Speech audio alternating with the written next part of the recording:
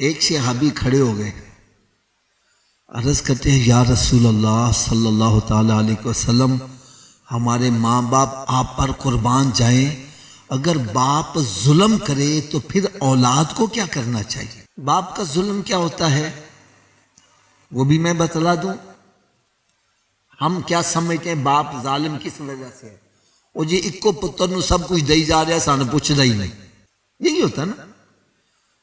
یا ہم یہ کہتے ہیں مجھے فلاں جگہ جانے سے روکتا ہے، یہ کرتا ہے، اسے ٹوک نوک کرتا ہے، گالیاں نکالتا ہے، میرے کو زیادتی کرتا ہے، دوستوں میں بیٹھا ہوتا ہوں تو میری بےزتی کر دیتا ہے۔ ہم یہی ظلم سمجھتے ہیں نا، کیوں نہیں وجہ سے؟ یا خرچہ پانی نہیں دیتا، یہی ظلم ہوتا ہے نا۔ تو وہ صحابی عرض کرتے ہیں یا رسول اللہ صلی اللہ تعالیٰ علیہ وسلم، اگر باپ اولاد پر ظلم کرے ایسی صورت میں اولاد کو کیا کرنا چاہیے؟ تو میرے آقا صلی اللہ علیہ وسلم کا جواب سنو۔ سرکار صلی اللہ علیہ وسلم نے ارشاد فرمایا، تیرا باپ تیرے اوپر ظلم کرے، ارے پھر بھی تیرا باپ ہے، تجھے اس کے ساتھ اچھا سلوک ہی کرنا ہے۔ تجھے اجازت نہیں کہ باپ کا گریبان پکڑ، ارے تجھے اجازت نہیں ہے کہ باپ کو گالیاں دے، بلکہ میرے آقا صلی اللہ علیہ وسلم نے ارشاد فرمایا، اس بندے کی ناک خاک میں مل جائے، خاک میں مل جائے۔ شام بھائی کرام تڑپ گئی، آدمی کون؟ فرمایا جس کی زندگی میں اس کے ماں باپ بڑھاپے کو پہنچے اور ان کی خدمت کر کے جنت حاصل نہ کرے، اس جیسا بدبخت بندہ ہی کوئی نہیں۔ ارے ماں باپ کی خدمت کرنے سے انسان کو کیا ملتا ہے؟ اللہ اللہ اللہ اللہ، یہ پوچھنا ہے تو حضرت موسیٰ علیہ السلام سے پوچھ کے دیکھو۔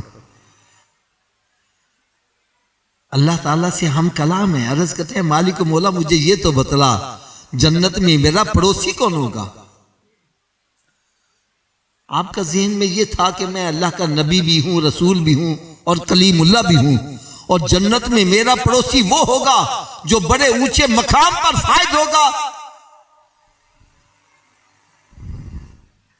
رب تعالیٰ نے ارشاد فرمایا موسیٰ فلاں بازار میں نا ایک کسائی ہے، کساب، وہ جنت میں تیرا پڑوسی ہوگا۔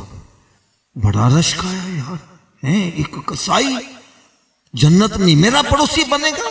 دیکھنا چاہیے وہ تقوی پرہیزگاری کے کتنے بلند مقام پر پہنچا ہوا ہے جس کو اللہ کے نبی اور رسول کا پڑوس دیا جائے گا۔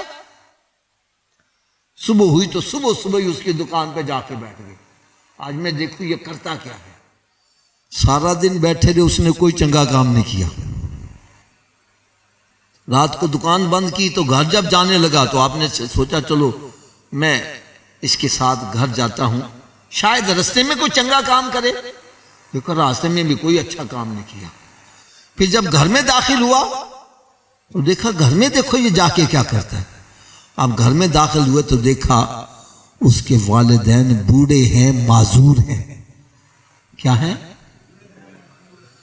اس نے جا کر پہلے ان کے منہ ہاتھ دھلائے، پھر ان کے لیے کھانا پکایا، اور والدہ جو تھی وہ لقمہ چبا بھی نہیں سکتی تھی، اس نے اپنے منہ میں لقمے کو چبایا اور پھر ماں کے منہ کے قریب کر کے وہ چبایا ہوا لقمہ جب اس کے منہ میں ڈالا، وہ لقمہ جب ماں کے حلق سے نیچے گیا تو ماں کہتے پترا جا، تجھے رب تعالیٰ جنت میں موسیٰ علیہ السلام کا پڑوسی بنائے۔